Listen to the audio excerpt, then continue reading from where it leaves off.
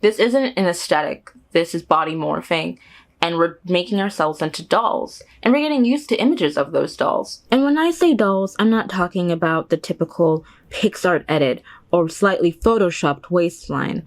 I'm talking about people who are laying themselves bare, not as themselves per se, but as digital personalities for our virtual consumption. What does that mean for our perceptions of reality? And what does it do for us when we begin to see people that are the perfect basis for being dressed up and commodified in our new digital society, presented to us as mannequins? Are we more used to imagining digital people instead of the real physical?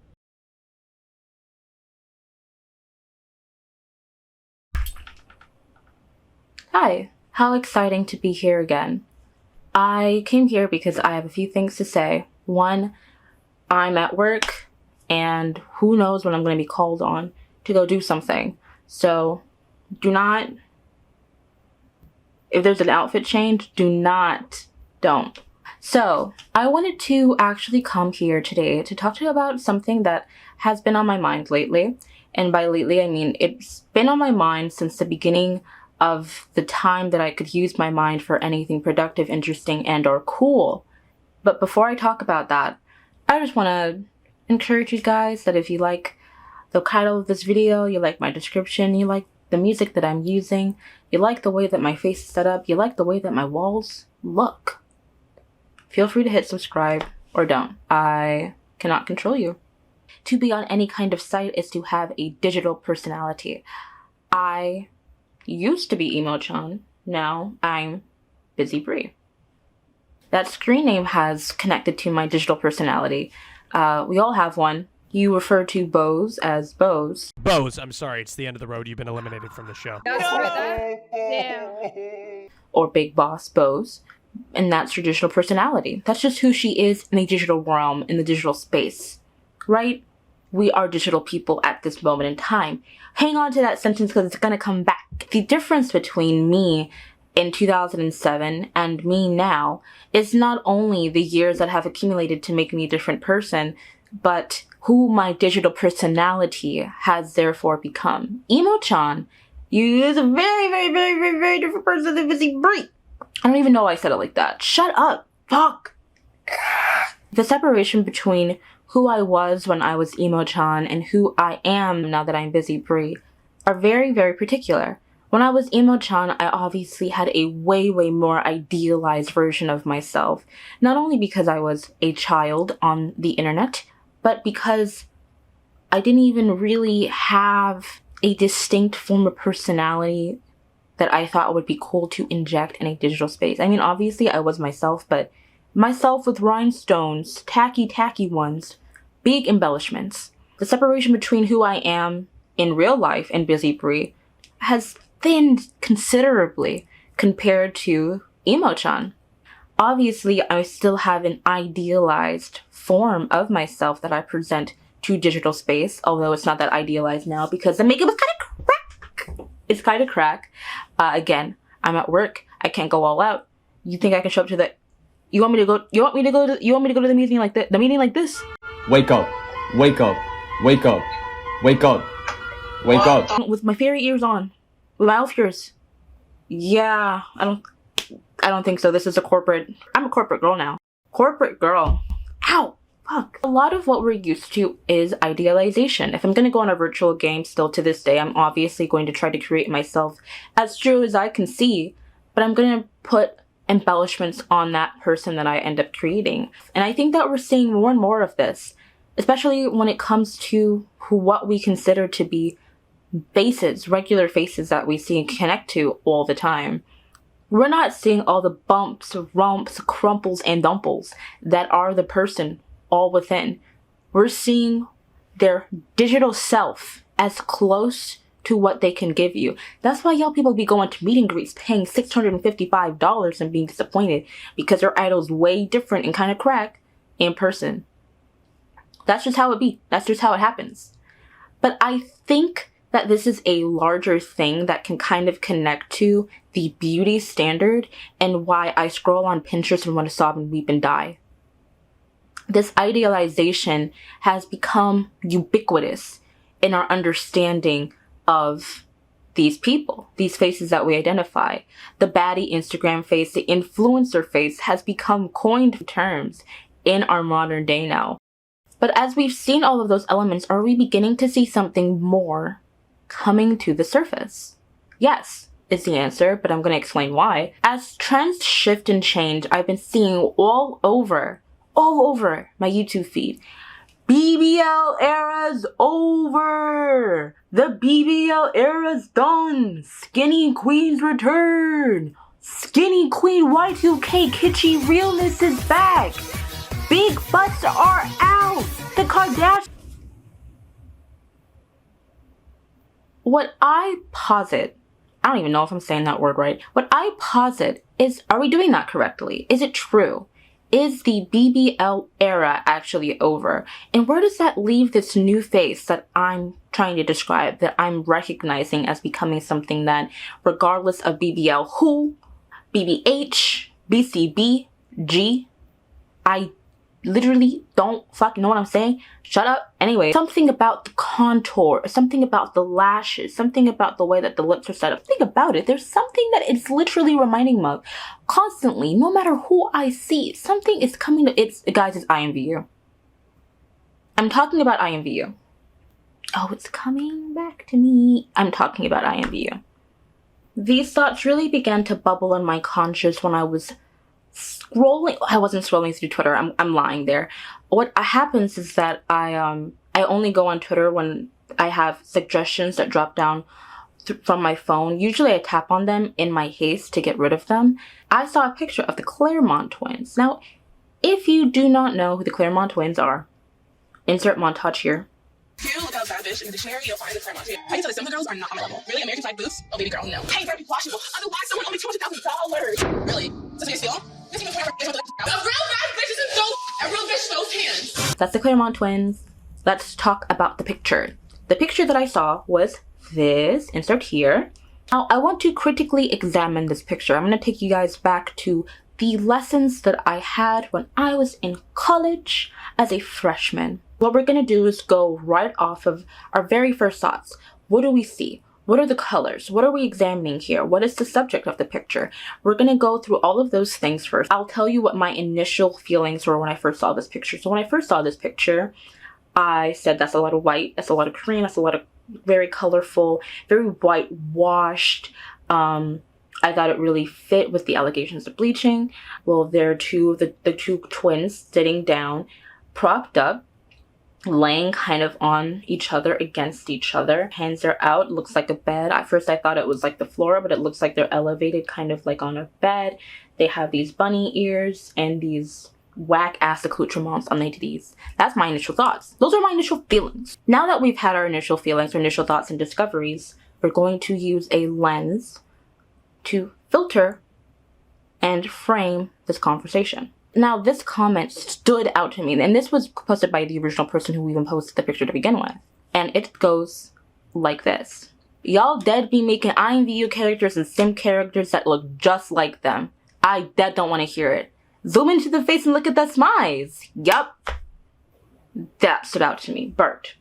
Someone said, I love and stan you, but disagree. They look sad. She then says, and that's okay. But I think people are entirely too hard on women who take part in bimbofication. If they aren't hurting themselves and anyone else, there is no point in antagonizing them. You know, the crazy thing is, why is it always back to fucking bimbos for me? I swear, dead. Yo, I did not plan that. I swear on dead, I did not plan that.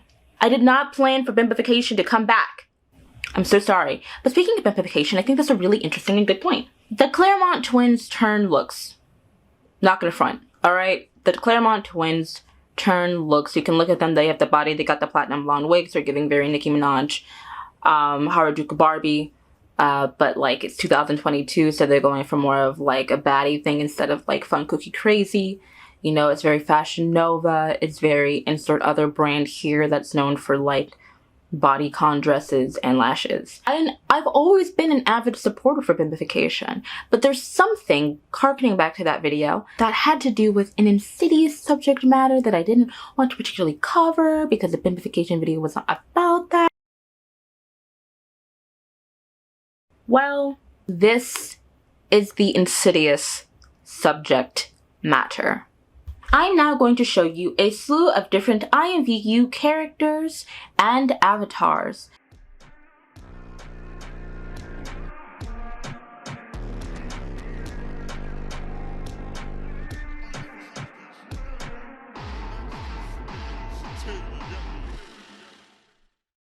Most, if not all, aesthetics are not inherently born out of features that you need to have to fit that aesthetic, because if they were, that would be featurist, and that is very bad. You do not want to be featurist. That is very weird and bad. Don't do that. Instead, aesthetics are focused on particular, attainable, so to speak, cornerstones. Bimbofication focuses on the pleasure of being attractive without caring about intellectual elitism. Not an object. Stay with me. Bimbofication is one thing. Dollification is a completely other thing. Dollification has to do with bimbofication. Dollification is more of the kink side, I would say, of bimbofication, which is also technically a kink within itself, because they coincide in the way that the kink side of bimbofication means the hyper feminine becoming visible. This is not just to do with clothes or makeup. It has to do with big hair, heaving bosoms, a gigantic round posterior, whatever else men think women should have. Probably like long, luscious, soft looking legs and like red heels all the time, because this is like a 1950s fantasy. Large lips, pouty and almost girlishly framed on the face, with a sultry gaze and a prone and satisfying figure, coalescing with dollification, where that figure is then posed to perfection. We've seen a lot of examples of this throughout our years in media, not gonna lie. That's not new, it's not different. But the thing is, that doesn't really make it kink. What makes it kink, and I think I'm gonna frame it this way, what I think makes it kink is that a lot of the times that we see these images, we are zoomed out to get the whole framing, to emphasize the dolliness of it. They're so small, framed in this dolly world.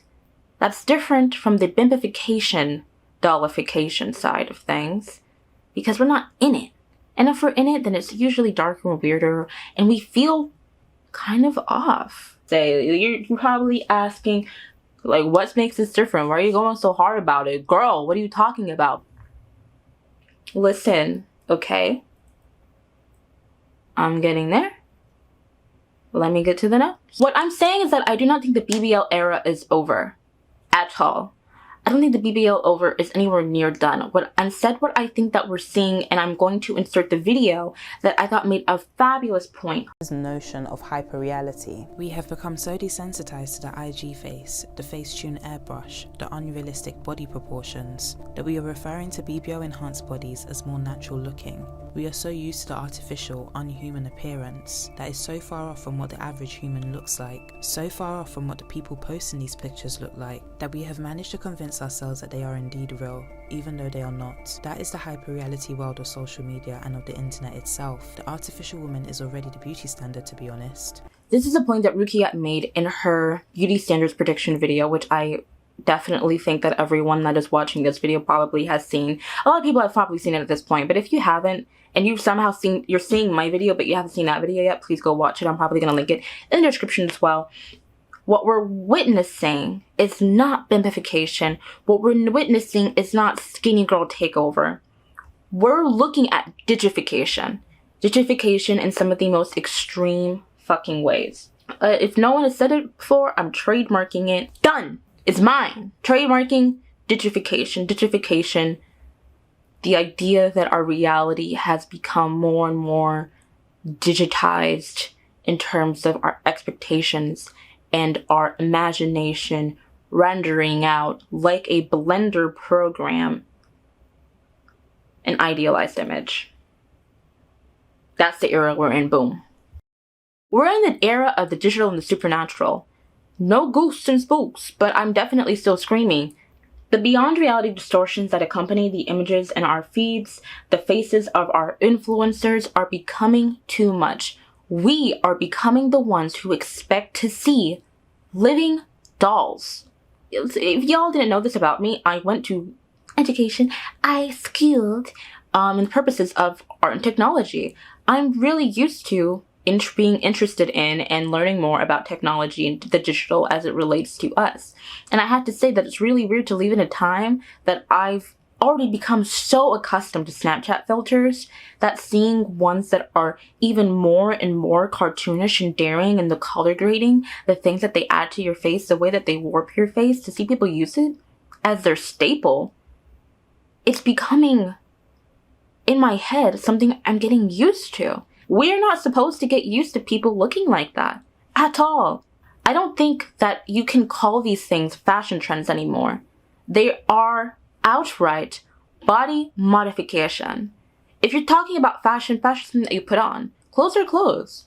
But when you have to get this, that, and the third to look a certain way to fit an aesthetic standard, and us expecting certain bodies for our fashion trends, for our fashion aesthetics, is also really fucking weird and something that points again towards the digification of our society. A beauty reporter and the author of the monthly Substack, The Unpublishable, Jessica DeFino, says, research has shown that constantly seeing photoshopped, airbrushed, and digitally altered human models has devastating effects on mental health. I can only predict that the popularity of virtually rendered models will further enforce even more unrealistic beauty standards and compound all of the physical and psychological trauma that comes with them. Everyone knows that photoshopping exists in these magazines, and yet for some reason we're seeing it become so insane. But somehow the era of our time is letting us mask the insanity by saying it's like a stylistic choice. How is that stylistic? Please, I beg you to tell me. We've reverted back to the Y2K era in a lot of ways, particularly in the sense of celebrating the largely plasticine, disproportionate levels of skinny girl, luxurious looks that we got used to when we were back in that era. I'm talking about the MTV commercials. I'm talking about the VH1 spots. I'm talking about the Steve Madden models in these ads that were meant to look like fucking real life Barbie dolls in some of the weirdest ways. And they were weird on purpose. Seeing photoshopping effects that were taken to the extreme made sense because we're trying to create this idea of newness, of the unreality of what we're seeing. To see that not be in a spread or in a commercial for PlayStation 2, but instead on our regular Instagram feeds, and a litany of them, is insane because we're not supposed to see that. We're not supposed to get used to those images of the unreality, right? And I hate to say this, but fashion is not becoming that much progressive. It really isn't. Body positivity and body neutrality is a freaking boop. It's a little pin dropped into a gigantic, massive lake that maybe 2-3 fishes are very interested in. But in the grand scheme of things, it has not made as much progress as we like to claim it has. At all. And you'll see these companies feeding into that shit, but we know if you look at what fashion is today, if anything, we're reverting back to what was the issue all along. Gianluca Russo, the CEO and co-founder of the Power of Plus, a size-inclusive digital community, thinks, quote, a lot of people believe more progress has been made than actually has. Because of the commercialized model of the beauty industry, people are encouraged to celebrate inclusivity and self-love, but it really hasn't been a priority yet to be able to feel that internally. I don't think that progress has penetrated the level of self-love and self-reflection that we need to be able to say that our beauty ideas are shifting on a massive scale. This is beyond Snapchat filter dysmorphia craze that was covered in Salem video. This is people who are getting veneers at the age of 16 years old, grinding their teeth down so they can get a perfect set of pearly whites. This is people who are getting the surgery to get the perfect Instagram nose because they need their nose to look good from all angles of their phone. This is body modification. We've completely surpassed the level of aesthetic. We're going straight into what I think is the future and what everyone has been calling the future out to be. Modification towards something unreal. This isn't an aesthetic. This is body morphing. And we're making ourselves into dolls. And we're getting used to images of those dolls. Uplifting and encouraging people for living out their loudest dream is one thing, and I'm not against that at all. But we can all talk about, do you, I accept you, whatever, everybody is great. But Pinterest was one of the driving things, the driving forces, showing people what people want, what people are looking at, what people are striving for, what the trends are. And the trends are crazy as hell. They're crazy as hell. They're fucking stupid. They're weird. I've seen too many dang on boards promoting basically pro Anna at this point, but with a girl with a badonkadonk that is out of this world. It's weird. Going back to the lens that has framed this current conversation, the tweet that I showed you, I want to talk about the aesthetic of bimbofication. Bimbofication does not need body requirements. Bimbofication doesn't need ass shots and a boob job. Bimbofication doesn't need lip enhancements and bleaching and a cat eye surgery. It doesn't need all of that. If I am a fairy, if I wanted to live my fairy cottagecore aesthetic, I don't need to get a body modification to have the fairy ears. That's not a necessity for me. People that recognize fairies will recognize me. Special people can see fairies. And if special people can see that I am a fairy as I live out my loudest fairy dreams, then so be it. That's what that is. But I don't need a specific body to be a fairy. I don't need to have huge, gigantic, weird-ass eyes like Grimes. So why are we okay with promoting this idea that, oh, this is the aesthetic? Get used to it. And the thing is that we are getting used to it. This is not something that even being promoted. It's something that we are, in fact, getting used to. The body is becoming a dubious place where anything can really happen. It's a very lax territory at this point. This aesthetic turns the body into a site of colonialism and extractive capitalism, Jessica DeFino explains. Digital avatars will essentially do the same. They'll turn the virtual body into a site of colonialism and extractive capitalism, which will in turn influence how we manipulate our physical bodies ad infinitum. This is like Vladimir Lenin levels of body preservation. Girl, we're dead. We've been dead for years. Why does our skin still look good? Weeks-long spa therapy sessions, and we got the YouTube makeup team coming in every day to give our little cheeks a little bit of a blush. For the people, for the folks. That is weird as fuck. Living doll. Living dolls. Venus angelic levels of living dolls. We have become the avatars we once played. The proliferation and accessibility of fast, trendy patterns taken from all ages past make it much easier to be the star dolls that we once pretended to be. I think the entire discussion of our digital avatars becoming our actual real selves, of the line disappearing and the digital avatar almost pushing more into what our personality is, into what our looks end up becoming in the real world, is incredibly topical. We have things like the metaverse becoming gigantic right now. Meta even exists, and people are obviously in Decentraland running around in their avatars having a good old time doing things that I do not know of because I am not within Decentraland.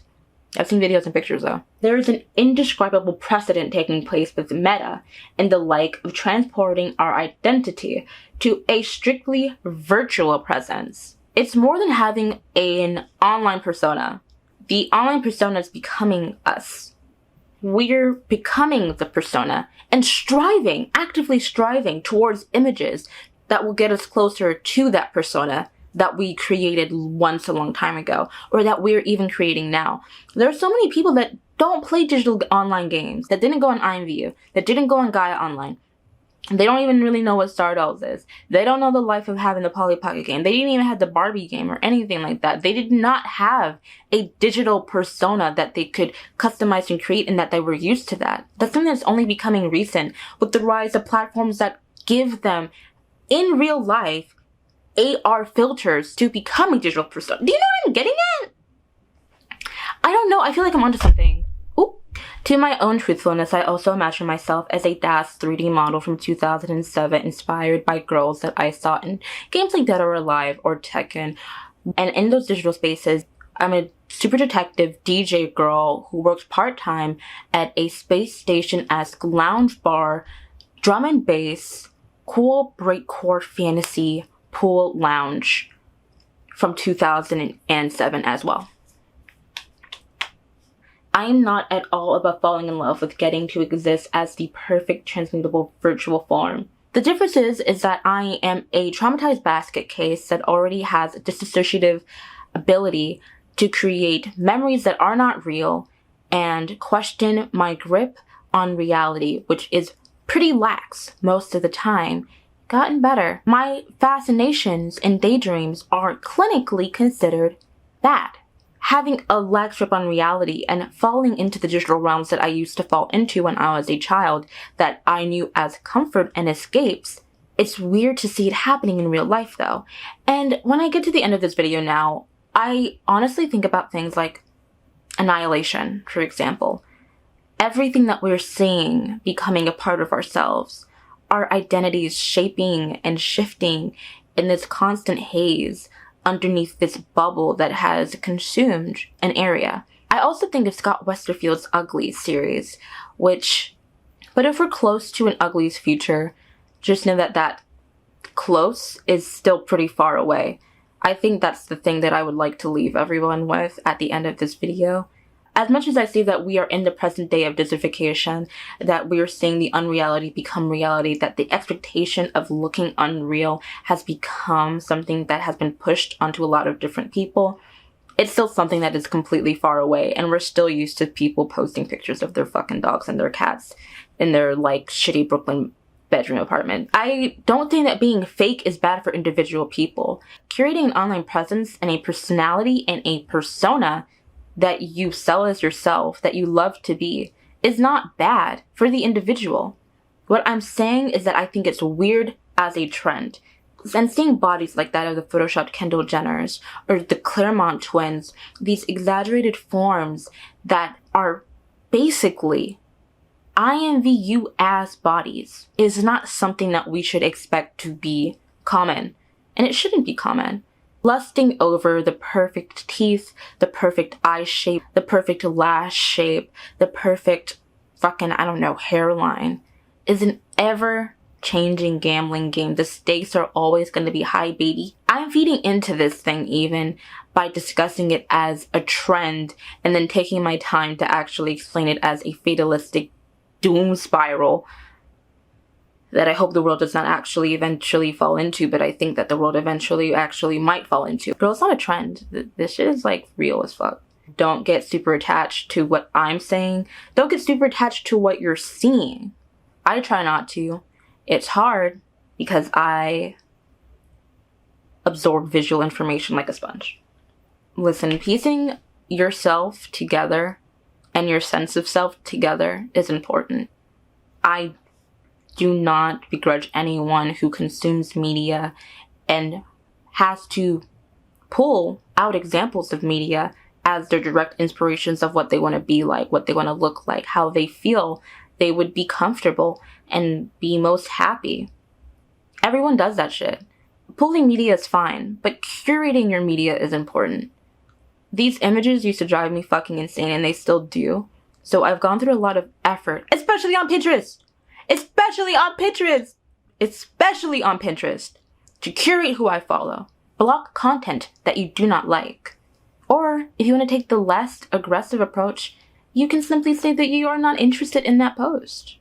And Instagram will try to curate, hopefully, something different to suggest you on your page and also on your feed. You can do the same thing for Pinterest. You can say, I don't want to see that. I don't like content like that. Don't show it to me. And they can say, we got you. It's easy to get lost in the digital, especially when it's everywhere and it's become a part of our lives. The digital is fun. We have fun with it. I got fun with it. Look, I'm using the camera. With that, I'm going to use the camera. I'm going to use my computer to edit it. I'm going to use things to edit things on top of that and more. The digital is fun. Space of creativity. Interesting things can happen. It's amazing and it's an ever-growing, expanding space. But please, please, please, please, please do not lose yourself in those things. You're not an imvu avatar, nor are you a Sims character that has been custom content modded to all get out. Your clothes have tags on them for distribution purposes. And although it is interesting to think about the different ways that having a digital body could be, being able to disconnect our hands and have different hands whenever we wanted to. Girl, I'm sorry to say, we're not there yet. And the thing is that before we really get there, and we're already kind of on our way, but before we really get there, we need to understand the implications of all of that there within. Without untangling these complex feelings, we're bound to replicate this in the metaverse. Well, that's it. That's the video. That's it. I have a lot of thoughts about body use and the digital body. And if you want to hear more of those thoughts, tell me. If you liked the video, tell me. If you didn't like the video, tell me. If you disagree with me, tell me. If you think I'm rude, tell me. I would love to hear the comments, engage. And if you like my content, feel free to subscribe to me. You can follow me on Instagram, which I will put up or down, up and down, left and right, able to come out of my nose. Do not know. It was great to see you again. Thank you for visiting me and listening to me talk and lean forward. I am really that person that every time I'm talking, I'm leaning forward as fuck, being like, girl, sit back. Sit back. Truly, and this is doll. I'm giving doll. Any articles that I'm referencing or pulling quotes from, I will link down below or include somewhere on the screen reference to them. Thanks for visiting the Hive. Hope you had a very good time. And I am BZZY buzzing off again. I literally have to go back to work. Like I need to go back to work.